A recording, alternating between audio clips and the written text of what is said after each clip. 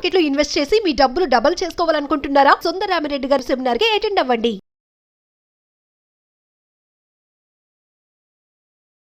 నమస్తే సార్. నమస్తే. సార్, ఇండియాలోనే అతిపెద్ద జియో ప్లాట్ఫామ్ ఇప్పుడు ఐపీలోకి అడుగుపెట్టనుంది. మరొకసారి డీటెయిల్గా మాట్లాడుకుంటే యా ఇండియన్ క్యాపిటల్ మార్కెట్ కొత్త చరిత్ర క్రియేట్ చేయబోతుందండి. అండ్ ఇప్పటి వరకు వచ్చిన బిగ్గెస్ట్ ఐపీఓస్ దాటి ఇది మెగా ఐపీఓ అనమాట. 35,000 కోట్ల దగ్గర నుంచి దగ్గర దగ్గర 40,000 కోట్ల వరకు కలెక్ట్ చేయబోతున్నారు. ఈసారి ఈ జియో ప్లాట్ఫామ్ యొక్క ప్రత్యేకత ఏంటంటే, అండ్ ప్రమోటర్స్ ఎవరు కూడా అమ్మటలేదండి. ఒక సింగిల్ స్టాక్ కూడా అమ్మటలేదు. మామూలుగా అయితే ఇప్పుడు ఎన్ఎస్సి ఐపీఓకి వస్తుంది. ఎన్ఎస్సిలో స్టాక్స్ మొత్తం కూడా ఎగ్జిస్టింగ్ ప్రమోటర్లు అమ్ముతున్నారు. అంటే ₹1 కూడా మనం పెట్టే ఇన్వెస్ట్మెంట్స్ అయ్యి కూడా కంపెనీ డెవలప్మెంట్ కోసం వెళ్ళటల్లా.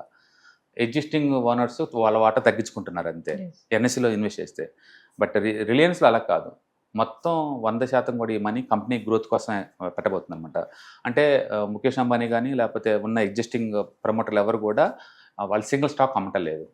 అంటే ఊహించుకోండి కంపెనీ మీద వాళ్ళకున్న నమ్మకం ఈ రేంజ్లో.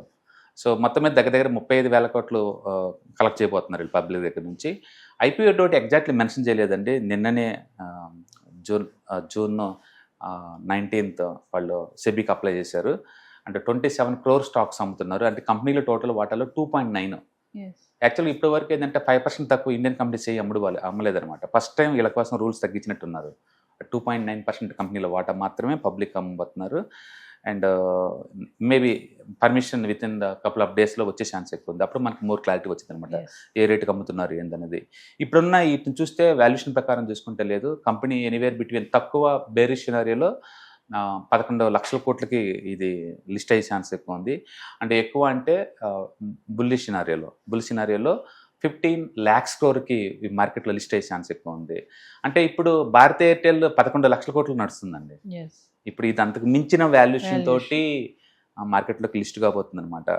అండ్ ఇది సేల్స్ గ్రోత్ చాలా ఎక్కువ అండి. 1.4 lakhs crore sales. And net profit 30,000 కోట్లు నెట్ ప్రాఫిట్ తోటి ఉన్న కంపెనీ. న్యాచురల్గానే వెరీ స్ట్రాంగ్గా అందరు అప్లై చేస్తారు. అంటే ప్రమోటర్ చాలా మంచి ఒపీనియన్తో ఉన్నారు. అంటే కొత్తగా థియరీలోకి ఎంటర్ అవుతున్నారు వీళ్ళు. శాటిలైట్ కమ్యూనికేషన్స్లో ఎంటర్ అవుతున్నారు. అండ్ ఎంటర్ప్రైజ్ సొల్యూషన్స్ ఎంటర్ అవుతున్నారు. ఓటీటీలోకి ఎంటర్ అవుతున్నారు. అండ్ ఏఐ ఇండియాలోనే one of the biggest AI కంపెనీగా మారబోతుంది.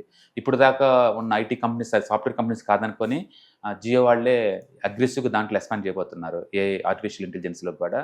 కాబట్టి ఈ company not only just telecom company, అంతకు మించి అనమాట. యాక్చువల్లీ కంపెనీ దగ్గర 35 సబ్సిడరీస్ ఉన్నాయండి.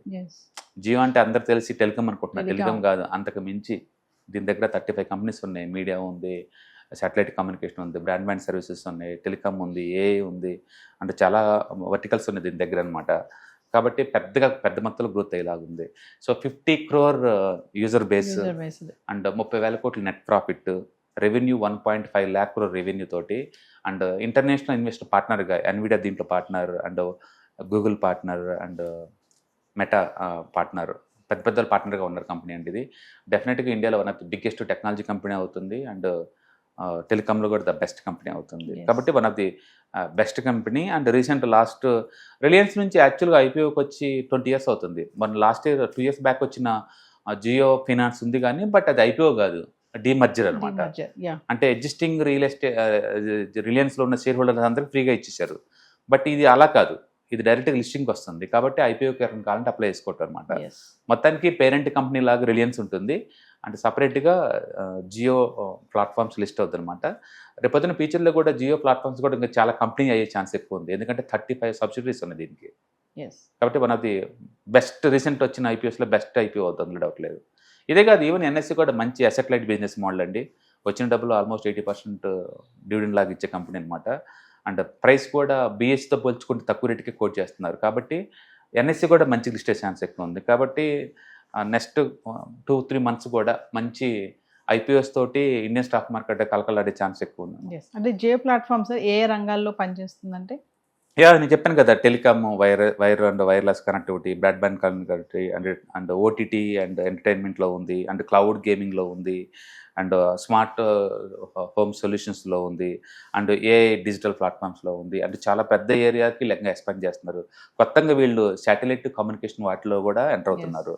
అంటే ఎలన్ మాస్క్ స్టార్ లింక్స్ తోటి కాంపిటేటర్గా వీళ్ళు కూడా ఒకేసారి దగ్గర దగ్గర ఒక 350 శాటిలైట్స్ వదిలి దాని ద్వారా కూడా మారుమూల గ్రామాల్లో కూడా వీళ్ళు డేటా సేవలు అందించేలాగా ఉన్నారు.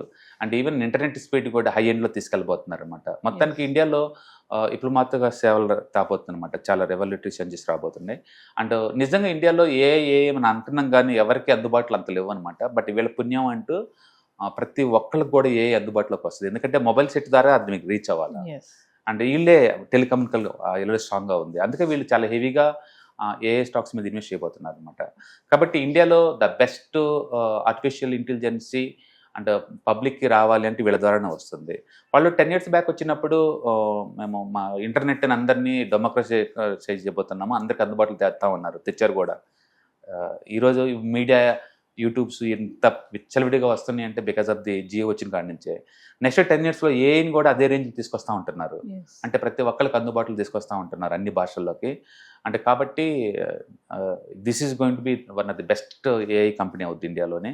అలాగే ఓటీటీస్ కావచ్చు, లేకపోతే మీడియాలో కావచ్చు, ఎంటర్టైన్మెంట్లో కావచ్చు, టెలికమ్యూనికేషన్ ఆల్రెడీ ఇది ఉంది. కాబట్టి చాలా ఏరియాలో ఇది ఉంది. మొత్తానికి వీళ్ళు ఆల్రెడీ 35 సబ్సిడరీస్ ఉన్నాయి వీళ్ళ దగ్గర జియో ప్లాట్ఫామ్ కింద. అంటే అవన్నీ కూడా పెద్ద ఎత్తున మూవ్ అయ్యే ఛాన్స్ ఎక్కువ ఉంది. ఫ్యూచర్లో కూడా మళ్ళీ డిమర్జర్ అయ్యి అందులో కొన్ని లిస్ట్ అయ్యే ఛాన్స్ ఎక్కువ ఉందన్నమాట. మొత్తానికి ఒక స్టార్టప్ కంపెనీ ఇండియాలో, ఓకే, అండ్ 15 lakhs crore దగ్గర లిస్ట్ అవటం ఉన్నది ఇండియన్ చరిత్రలో. అదొక చరిత్ర అండి, నిజంగా అదొక హ్యాపీ విషయం అనమాట. అది డెఫినెట్గా మిగతా బిగ్ ఐపీఓస్ అన్నీ ఇప్పటి వరకు అన్ని ఫ్లాప్లే. లిస్ట్ అవ్వగానే ఐపీఓ ప్రైస్ కానీ కిందకి వెళ్ళిపోతాయి, మళ్ళీ రికవర్ అయ్యే కావు, చాలా టైం పట్టేది అనమాట. బట్ హోప్ అది ట్రెండ్ అనేది రివర్స్ చేస్తుందని అనుకుంటాను. ఎందుకంటే one of the best company కాబట్టి. అందులో ప్రమోటర్లు ఎవరు అమ్మటలేదు ఇంత పెద్ద కంపెనీలు కూడా. అందుకే ప్రమోటర్ ఇంకా పెద్ద హోప్ ఉంది దీని మీద. డెఫినెట్గా ఇది ఇండియాలోనే టాప్ 3-4లోకి ఇమీడియట్గా చేరిద్దని అనుకుంటాను లిస్టింగ్ తోటే. కాబట్టి డెఫినెట్గా చరిత్ర అది. హాయ్, 1 day క్లాస్ రూమ్ ఎన్విరాన్మెంట్లో ఆఫ్లైన్ వెబినార్ జరగబోతుంది. అండ్ ఇంట్రెస్ట్ ఉన్న పార్టిసిపెంట్స్ ఈ కింద స్క్రోల్ అవుతున్న నెంబర్కి రింగ్ చేసుకొని సీట్ బుక్ చేసుకోండి. దీంట్లో ETFs, index funds and mutual funds మీద completely and hand holding experience మీకు ప్రొవైడ్ చేయబడుతుంది. దీని ద్వారా ఏంటంటే మనం ఎసెట్స్ని స్టాక్ మార్కెట్లో ఎలా మేనేజ్ చేసుకోవాలి, ఎలా గ్రో చేసుకోవాలి, ఎలా ప్రొటెక్ట్ చేసుకోవాలో అంటే ప్రాక్టికల్గా నేర్చుకుంటారు. కాబట్టి ఇంట్రెస్ట్ ఉన్న పార్టిసిపెంట్స్ కింద స్క్రోల్ అవుతున్న నెంబర్కి పింగ్ చేసి సీటు రిజర్వ్ చేసుకోండి. Thank you.